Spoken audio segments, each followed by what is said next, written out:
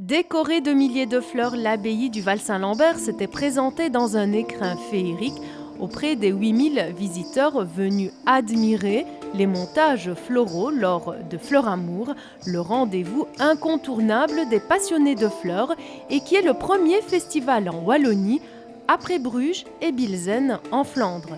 Pour l'occasion, le savoir-faire de plusieurs écoles provinciales a été mis en évidence tant au niveau exposition qu'au niveau organisation.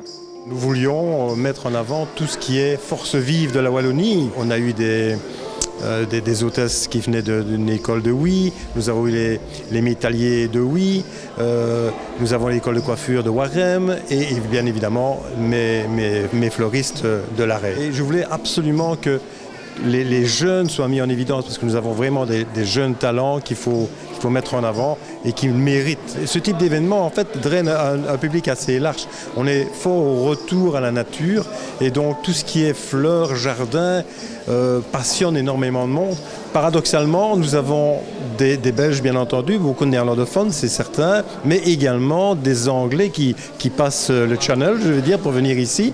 Nous avons des Allemands, des Français. Une édition ponctuée par un défilé de tenues végétales dont le lauréat du concours du meilleur jeune fleuriste. Il fallait réaliser un accessoire. J'étais un des rares à avoir réalisé un accessoire d'homme.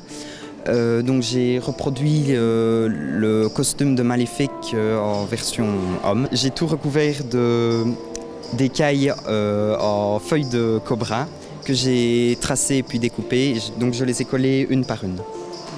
Et ensuite j'ai collé les différentes fleurs d'ornithogalum à la pince à épiler. C'est donc l'ensemble du château, le musée, la maison de pré ainsi que l'abbaye qui ont été somptueusement décorés de fleurs. Cette manifestation qui accueille les plus grands noms mondiaux des décorateurs floraux fut un réel succès. Elle a donné un éclat supplémentaire à ce cadre déjà très prestigieux.